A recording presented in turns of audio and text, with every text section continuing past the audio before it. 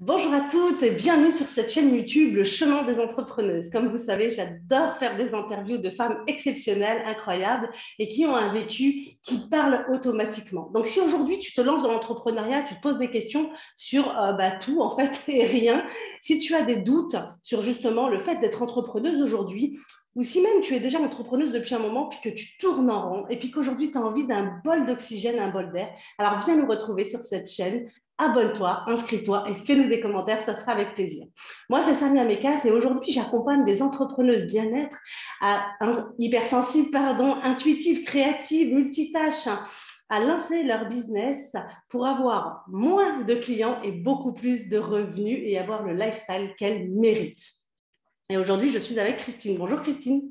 Bonjour Samia, je suis ravie d'être là. Merci beaucoup Christine, merci à toi d'avoir accepté cette invitation. Et donc, comme à mon habitude, j'aime laisser les femmes que j'interviewe se présenter. Alors, est-ce que tu peux nous présenter, te présenter? Oui, bien sûr. Donc, je m'appelle Christine Corvézier.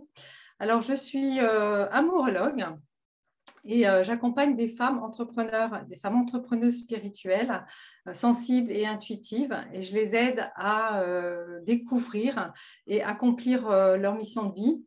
Alors, surtout des personnes qui sont, je les aide surtout à se réinventer après une épreuve douloureuse. Voilà, et j'ai aussi un autre axe d'accompagnement.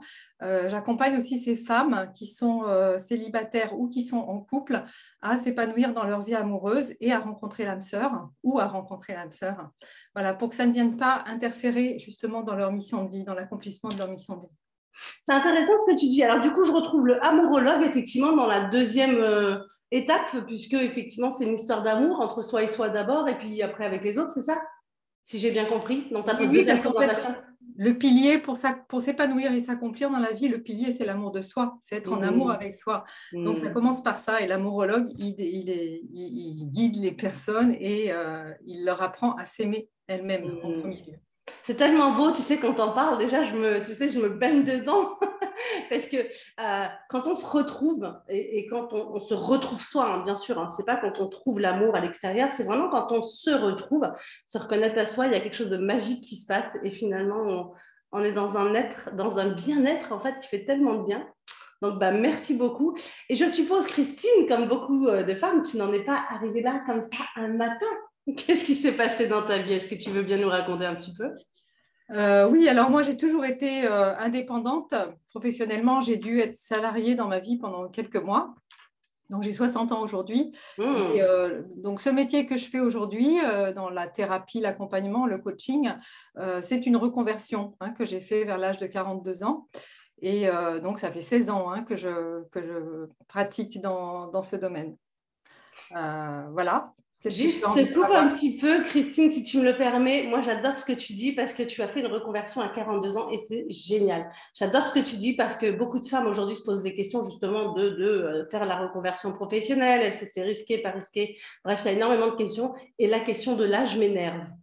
J'ai 42 ans, tu sais, puis j'ose pas parce que j'ai 42 ans. Genre, tu sais, ma vie s'arrête alors que toi, tu nous montres que, au contraire, en fait, il y a un début de vie et c'est juste exceptionnel. Oui, bien sûr. Bah, moi, j'ai constaté, et je ne suis pas la première, que 40 ans et 50 ans, justement, sont des âges charnières auxquels on a besoin, justement, de se reconnecter à qui on est vraiment, à notre nature profonde. Et c'est, voilà, je ne sais pas pourquoi, c'est vraiment quelque chose qu'on retrouve régulièrement chez les femmes et chez les hommes aussi. Mhm. Et c'est bien, tant mieux. C'est clair, c'est clair. Donc, du coup, toi, tu as été très peu salariée, mais tout de suite, tu es devenue entrepreneuse, en fait. Mais qu'est-ce qui t'a donné cette envie, en fait, de l'être? Alors, en fait, moi, je pense que j'ai répété un modèle puisque j'ai commencé à 14 ans déjà à donner des cours de piano. Mhm. Et donc, j'ai changé mon temps contre de l'argent, mais ça m'est venu tout seul. En fait, un jour, mon professeur de piano a pris sa retraite et m'a dit, est-ce que tu veux reprendre mes élèves? Et j'ai dit oui. Voilà, donc j'ai fait ça Oui. quelques années. Et puis, je me suis un peu ennuyée toute seule avec mes élèves. Et un jour, donc, la personne avec qui je n'étais pas encore mariée, mon futur mari m'a proposé de créer une entreprise de transport sanitaire. C'était son métier à lui. Et voilà, on s'est lancé et voilà, j'ai fait ça pendant 11 ans. Et puis après, je suis revenue à la musique. J'ai créé un atelier de chansons pour les enfants, pour les adultes. J'ai fait ça aussi quelques années. Mais j'ai senti vraiment à ce moment-là que j'utilisais la musique pour aider les personnes à se sentir mieux, à prendre confiance en elles, à s'épanouir dans leur vie. Et du coup, c'est ce qui m'a amené progressivement à la thérapie. C'est génial ce que tu dis parce qu'au-delà justement de l'outil, donc tu t'es servi de la musique parce que tu étais aussi dans la musique et puis que tu aimais ça, mais ça montrait aussi qu'à travers la musique, des choses se passaient chez les personnes. C'est-à-dire ce qu'on pouvait ressentir, vibrer et dégager aussi parce que c'est ça qui est beau en fait.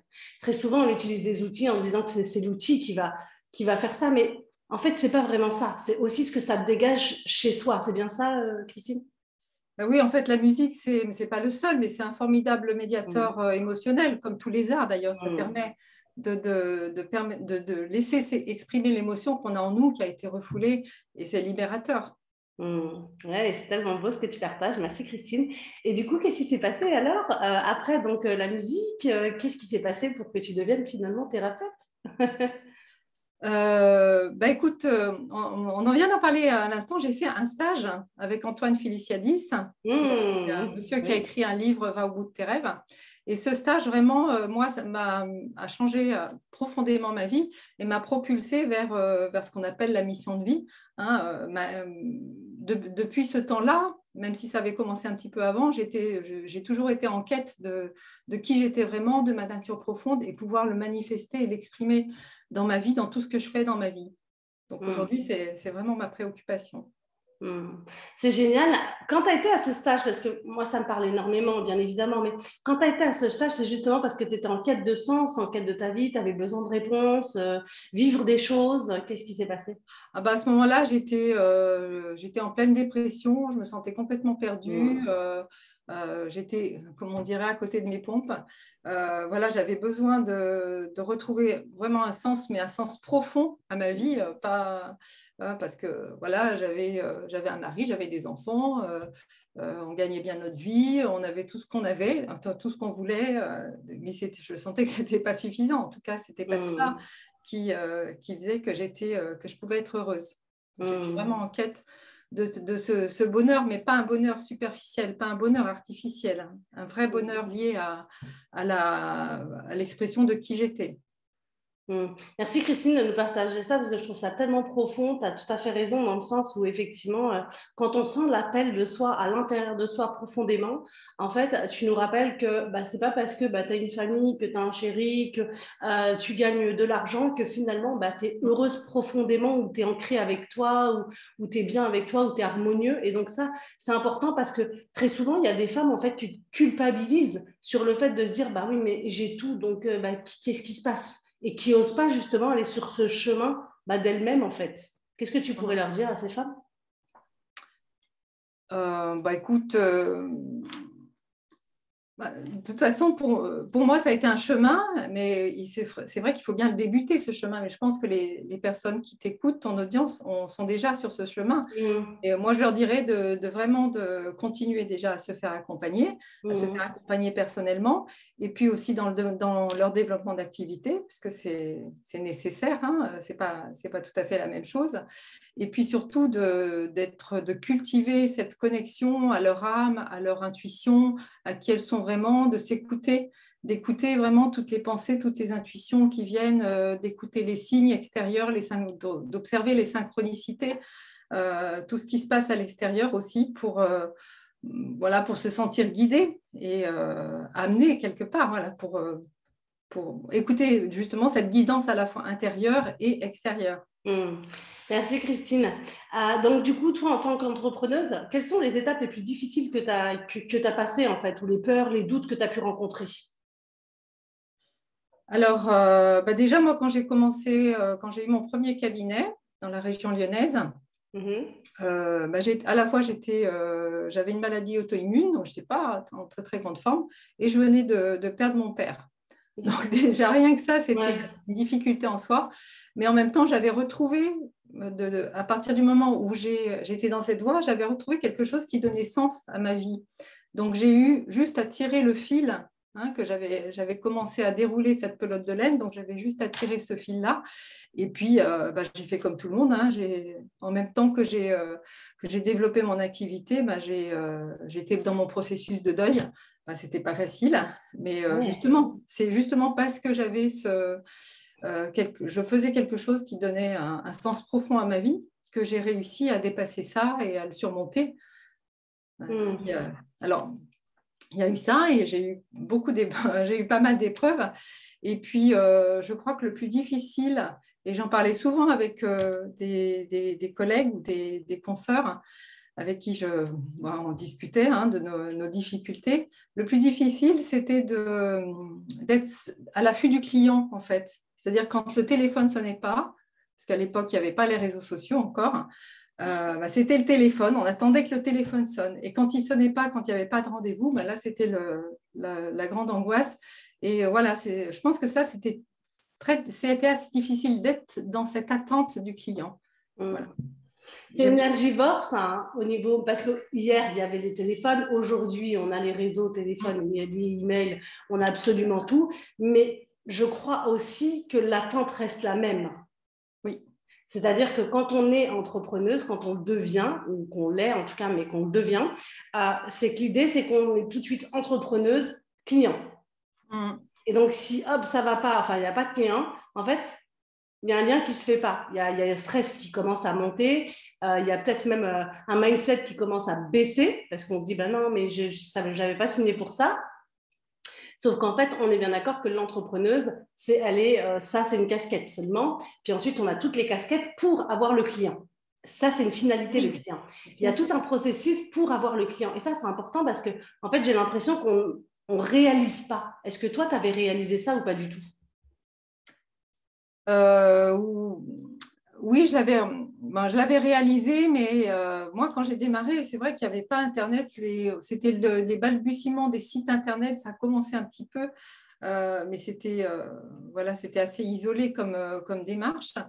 Et on attendait, je faisais des flyers, je donnais mes cartes de visite, de temps en temps, je faisais une conférence dans un salon, une conférence dans un magasin bio, une librairie. C'était ma façon de me faire connaître. Et puis, le reste du temps, j'attendais que le téléphone sonne. En fait, je n'allais pas chercher le client, j'étais assez passive finalement dans ma démarche. J'avais un petit côté actif, mais j'étais assez passive. Et j'ai découvert finalement qu'on pouvait être active et aller chercher son propre client quand j'ai pris mon premier coach justement en développement d'activité. Et il m'a appris aussi à faire les choses sans attendre de résultats aussi. Rester dans la joie, rester dans l'enthousiasme. Parce que quand on est dans l'attente d'un résultat, on est déçu, on est souvent, enfin, pas toujours bien entendu, heureusement, mais soit on est dans la joie, soit on est déçu, mais en fait, la joie, c'est éphémère. Cette joie-là, en tout cas, elle est éphémère. Et puis la déception, elle descend notre état vibratoire. Donc, elle nous met dans des pensées négatives et du coup, on n'attire plus rien. On a tout bloqué, ça y est.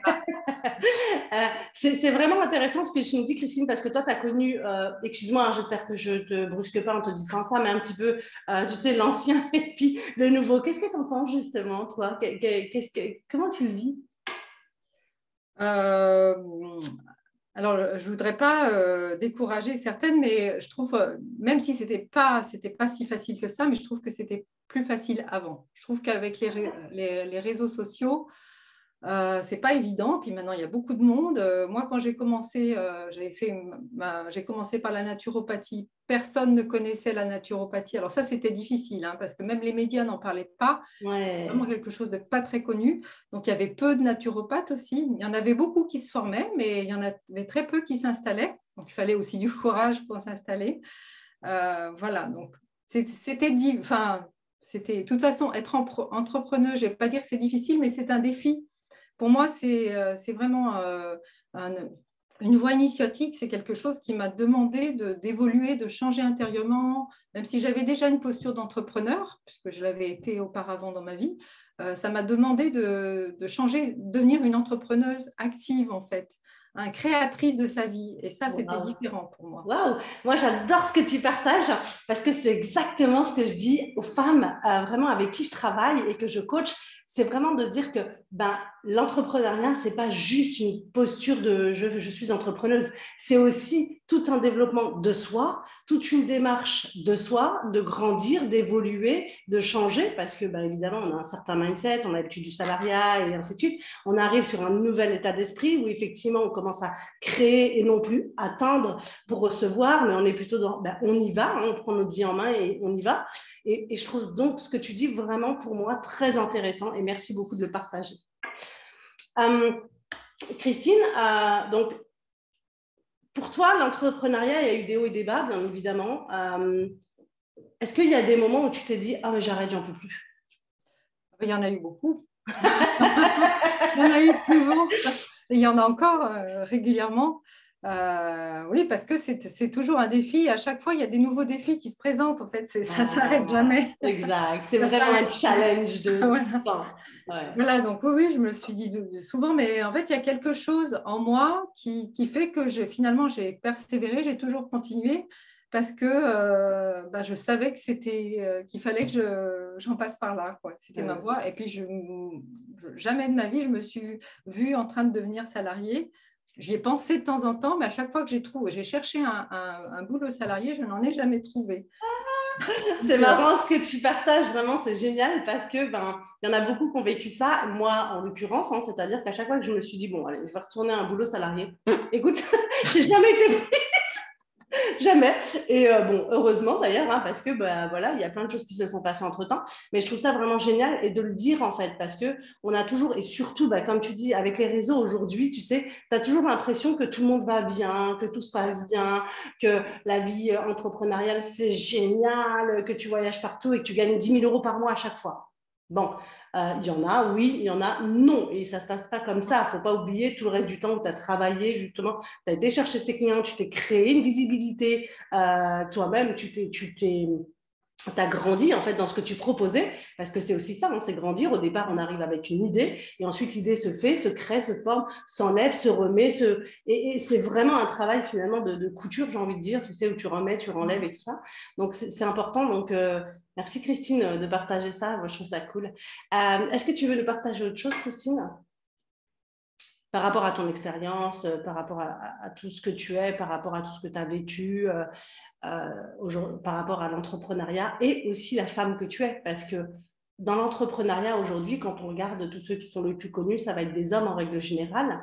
Comment justement toi tu t'es sentie par rapport à ça? Est-ce que tu as trouvé ta place? Par exemple, moi aujourd'hui, je coach des femmes, mais à l'époque, on était beaucoup coachés par des hommes. C'était eux qui passaient à l'action, nous, les femmes, on était derrière. Et aujourd'hui, ça y est, heureusement, on commence à se réveiller un petit peu. Mais du coup, moi, je me suis fait coacher par des hommes et c'était tout le temps, tu sais, l'action. C'est pas que c'est... À un moment donné, en fait, j'arrivais pas à me retrouver parce que moi aussi, je suis dans l'action et j'aime ça.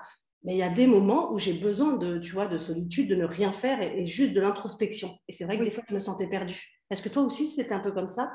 Oui, merci de parler de ça parce que oui, ça a été quelque chose de très difficile les premières années quand j'ai démarré. Parce qu'effectivement, le modèle que j'avais eu, c'était oui, entreprendre comme un homme. Et je voulais, c'est ce que j'avais mis, c'est ce que j'essayais de faire, je tentais de faire, mais en fait, je traversais des phases où j'étais hyper active et puis derrière, il n'y avait plus personne parce que j'étais super fatiguée, j'étais pas bien et il fallait que je me repose. Donc, j'avais des hauts et des grands bas aussi. J'en ai toujours un petit peu parce que je suis une hypersensible, hein, donc j'ai toujours ces hauts et ces bas, mais qui sont beaucoup plus légers. Mais avant, oui, parce que je voulais être tout le temps, je voulais imiter les hommes, je voulais être tout le temps dans l'action. Je voyais qu'il fallait être dans l'action. Puis, je voulais imiter aussi des femmes qui entreprenaient comme des hommes. Et puis, à un moment donné, je me suis dit, mais non, mais c'est pas moi, ça. Qu'est-ce que je suis en train de faire, là? C'est pas moi. Il faut que je m'écoute, il faut que j'écoute mon rythme. Et ça a été, à partir du moment où il y a eu cette prise de conscience, ça a été vraiment un gros travail d'écouter, de m'écouter, d'écouter mes besoins, d'écouter mon rythme et de les respecter. Et évidemment, ils ne correspondaient pas à ceux de la société. Donc, je me sentais aussi un petit peu en marge. Ouais, alors ça fait beaucoup de marge hein, quand même. Hein. Oui. Ça fait beaucoup de marge tout ça. En tout cas, merci pour ce partage. Christine, si aujourd'hui tu avais des conseils justement à donner à l'entrepreneuse qui démarre, qui se lance et qui se pose des questions, qui doute, qui a peur de ne pas réussir, qui a peur de ne pas y arriver, qui a peur voilà, c'est très souvent ça d'ailleurs, ou qui a peur de ne pas être légitime ou imposteuse. Qu'est-ce que tu pourrais lui dire? Alors moi, quand j'ai démarré, j'ai fait quelque chose de façon très intuitive, mais j'en avais besoin et je n'étais pas la seule. En fait, j'étais en binôme avec quelqu'un qui démarrait aussi. Okay. C'est accompagner mutuellement à démarrer notre cabinet. Voilà, et du coup, je ne me sentais jamais seule. Hein. Dès que j'avais une difficulté, on en parlait ensemble. Voilà, on vivait les mêmes choses au même moment. Donc, du coup, on pouvait avoir notre regard, ce regard différent. Alors ça, je l'ai trouvé aussi quand j'ai commencé à me faire accompagner plus tard en développement d'activité, mais j'ai commencé ça peut-être en 2017, donc ce qui faisait 11 ans après mon début. Mais j'ai regretté. Après, je me suis dit, si j'avais été accompagnée au début par quelqu'un dont c'est le métier et qui sait exactement ce qu'il faut faire, voilà, j'aurais gagné énormément de temps. Oui, c'est ça. J'aurais traversé les difficultés peut-être, enfin sûrement beaucoup plus facilement. Ça n'empêche pas les difficultés, mais on a la clé, on a des réponses pour pouvoir avancer. C'est complètement, ça change tout. Merci. Et pour celles aujourd'hui qui tournent un petit peu en rond, qui se posent la question justement si elles veulent retourner en salariat ou continuer en tout cas l'entrepreneuriat, parce qu'on leur a promis aussi pour certaines des rêves, en 3 mois, gagner 10 000 euros en partant de zéro, ce qui est, je le répète encore une fois, c'est très rare. Donc, on ne vous a pas raconté que pendant 6 ans, on a travaillé très dur derrière et on vous dit juste en 3 mois. Donc non, ça demande un chemin. Qu'est-ce que tu pourrais leur dire à ces femmes-là? Bon, en fait, déjà, pour que le bouche à oreille, déjà, il y a les réseaux sociaux, mais il y a aussi le bouche à oreille, c'est ce qu'on appelle la notoriété. Et c'est ce qui marche le mieux finalement. C'est quand on a installé cette notoriété, c'est comme si au bout d'un moment, on était en train de faire du vélo, mais que les roues, quand on pose son vélo, les roues, elles continuent de tourner toutes seules, on n'a plus besoin de pédaler. C'est cette image. Du coup, ça ne veut pas dire qu'il ne faut plus rien faire pour communiquer sur son activité, mais on a besoin de faire beaucoup moins d'efforts. Mais alors moi, je l'ai toujours entendu dire, et ça s'est avéré. Quand j'ai démarré l'entreprise avec mon mari, c'était en 83, je crois, 1983, ça remonte. On nous disait qu'il fallait 5 ans pour vraiment connaître une prospérité dans une entreprise. Et c'est à peu près ce qui s'est passé. Et maintenant, j'entends et je pense que c'est à peu près, c'est juste qu'il faut au moins 3 ans. Il faut persévérer au moins 3 ans pour justement qu'il y ait cette notoriété qui commence à s'installer et qu'il y ait un retour par rapport à ça. Et voilà, que ça vous revienne vraiment régulièrement et que ça vous revienne sous forme d'abondance et de prospérité. Donc l'idée là, c'est de dire patience finalement, créer de l'action bien évidemment, mais patience aussi en même temps sur les retours d'action, c'est ça? Oui, tout à fait. Merci Christine. C'est-à-dire agir sans attendre en fait. Oui. On agit. Si vous restez dans la passion, dans l'enthousiasme, dans cet élan qui est lié au fait qu'on fait ce pour quoi on est fait. Quand on est fait ce pour quoi on est fait, on a un élan ça ne demande aucun effort. Si vous restez là-dedans, du coup, au bout d'un moment, voilà, il va se passer des choses. Ça a l'air d'être magique ce que tu es en train de dire. J'adore. Alors, donc là, ce sont les conseils que tu peux donner donc, à ces femmes. Merci beaucoup, en tout cas, Christine, d'avoir pris ton temps et puis toute cette énergie pour nous transmettre ça. Je vais juste te demander, est-ce que tu as envie de rajouter quelque chose pour cette interview? Non, simplement que ça m'a fait vraiment plaisir de faire cette interview avec toi. Ça m'a fait du bien aussi parce que voilà, ça vient me rappeler et toucher des choses que j'avais un peu oubliées. Et du coup, je trouve, voilà, c'est émouvant, c'est touchant pour moi. Ah, merci Christine. Alors, Christine, où est-ce qu'on peut te retrouver? Ou juste avant de nous dire où est-ce qu'on peut te retrouver, est-ce que tu proposes en ce moment justement pour aider les entrepreneuses à pouvoir être dans leur mission de vie, parce que ça c'est vraiment important, c'est même essentiel, peu importe comment on l'appelle, dans le sens de sa vie, dans sa passion, dans son amour, dans la mission de vie du jour, peu importe, mais en tout cas ça c'est essentiel. Juste avant de nous dire ça, est-ce que tu peux nous partager, parce que j'adore demander à toutes les femmes que j'interviewe un livre ou un film qui les a impactées dans leur vie? Alors, oui, moi, j'ai vu un film quand j'avais une vingtaine d'années qui s'appelait Gentle. c'est le nom de la personne, hein, du héros, de la héroïne du film. Et en fait, c'est un film musical. C'est Barbra Streisand qui chante, une grande chanteuse. Et l'histoire de ce film, en fait, c'est une femme juive au siècle, enfin il y a 2 siècles à peu près, et qui se retrouve toute seule parce que sa mère est morte depuis longtemps, son père est décédé aussi, il vient de décéder. Et du coup, elle rêve de faire des études de rabbin. Et pour échapper aux marieuses du village qui veulent absolument la marier à quelqu'un du village, elle se déguise en homme et elle va faire des études. Et voilà, à un moment donné, elle se rend compte que pour pouvoir continuer sa vie, il faut qu'elle soit vraiment elle-même, il faut qu'elle dévoile qui elle est.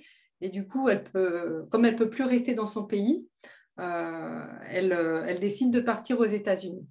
Voilà, et c'est vraiment, pour moi, ça a vraiment été un fil conducteur toute ma vie, ces images et cette histoire, parce que c'est l'histoire d'une femme qui se libère finalement de tous ces conditionnements, de toute cette culture qui enferme, hein, qui enferme les femmes dans son pays et qui les empêche d'être qui elles ont envie d'être.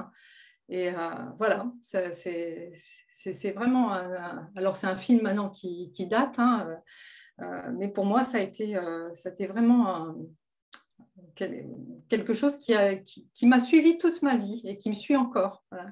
Alors, je trouve ça très beau, vraiment. Effectivement, tu n'aurais pas pu mieux choisir, j'ai envie de dire, parce qu'effectivement, il y a l'histoire de tout le temps, on a voulu nous marier, hein, on était bonnes à marier, faire des enfants, tout ça. Puis finalement, nous, on a envie de vivre autre chose. Elle a dû prendre un masque quelque part, hein, pour finalement se cacher. Et un jour, elle se rend compte que c'est plus possible. En fait, elle a la limite de ce qu'elle peut supporter. Là, elle explose et là, elle se montre et là, elle devient qui elle est vraiment. Je trouve ça tellement beau. Donc, écoute, moi, tu m'as donné encore, en tout cas, envie d'aller le voir. Donc, je vous mettrai le lien comme d'habitude. Hein, vous inquiétez pas, mesdames. Je vous mettrai juste le lien en bas du film que vous pourrez aller voir. Alors, Christine, où est-ce qu'on te retrouve sur les réseaux? Ce que tu proposes, dis-nous tout. Alors, on me retrouve sur Facebook. J'ai une page Facebook au nom de Christine Corvézier, donc c'est très simple à me trouver. Et puis, je vais mettre le lien. Dans tous les cas, je mettrai les liens. Il y a un groupe aussi, j'ai un groupe Femmes puissantes et rayonnantes dans lequel vous pouvez vous inscrire.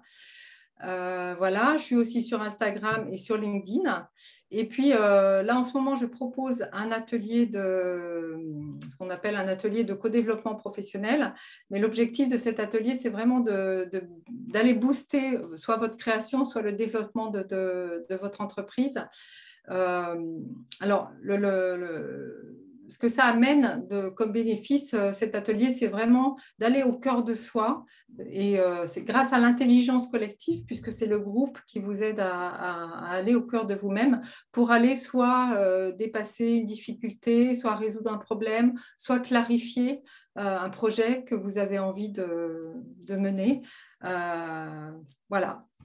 Ouais, merci Christine, je trouve ça tellement génial, c'est vraiment chouette le fait de savoir qu'on peut aller justement comme tu l'avais fait toi à un moment donné, c'est-à-dire aller dans des immersions et pouvoir aller se retrouver, se reconnecter à soi, prendre du temps pour soi, parce qu'on en a besoin, qu'on le veuille ou qu'on ne le veuille pas, qu'on soit entrepreneuse ou pas, on a besoin de ce temps pour soi et de se reconnecter avec soi justement pour être aligné et continuer à avancer dans son business. Et ça, c'est vraiment super. Donc, merci beaucoup, Christine, pour cette proposition. Est-ce qu'on a un lien que je puisse mettre justement pour que ces femmes s'inscrivent, si elles veulent?